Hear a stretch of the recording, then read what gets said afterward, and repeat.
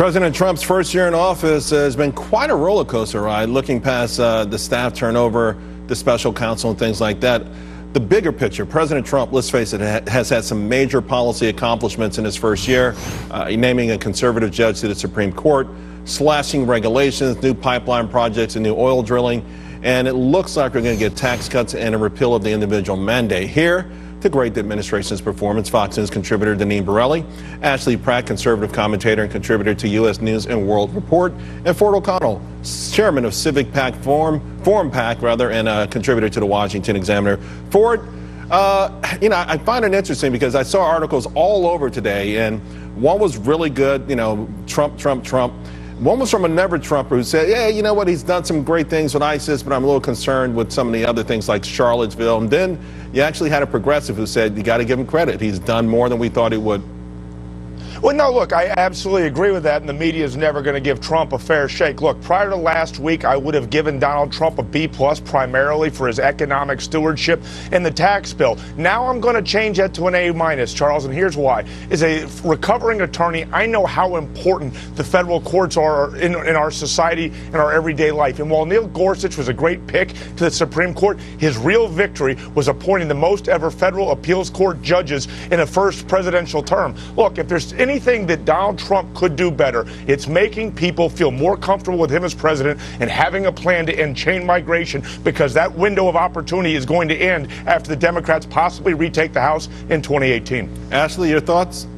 I'm going to tiptoe, I think, around a little bit of what Ford said, because I do think there's a good mixture of things in there to discuss. The fact that, his approval ratings to begin with were in the low 40s. Now they're in the mid 30s. He's going to have a difficult time when it comes to midterms. It doesn't matter what he's been able to accomplish, because people see him as someone who's erratic. So and you don't think people are going to vote with their pocketbooks if their paychecks are bigger? Because I think what we're going to see is a lot of Republicans who will sit on the sidelines because they are so disaffected by what has happened within the Republican Party. I mean, it was something that they felt was hijacked, I'm one of them, by Trump, where it became almost like, the Trump Party, where all of a sudden we just said, hey, we don't care what happens, we don't care about behavior, we don't care about demeanor in the office.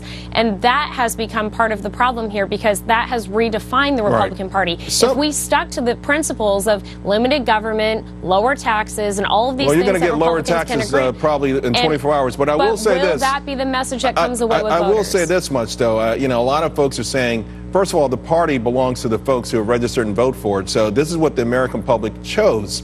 And, I got to tell you, Deneen, I remember President Obama him and Biden running on the notion that bin Laden is dead. How about ISIS is dead? I mean, that's a hell of a platform to run on.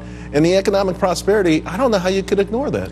Well, listen, I give the president an A. I think he's done an outstanding job considering the cleanup aisle 5 mess he inherited from former President Obama with this fundamental transformation of America. But I do think it's time for the naysayers to pick a team. Are you going to support President Trump, his America First agenda and the forgotten men and women, or are you going to support the deep state, which has their own agenda and they're working against Americans? It's time to pick a team.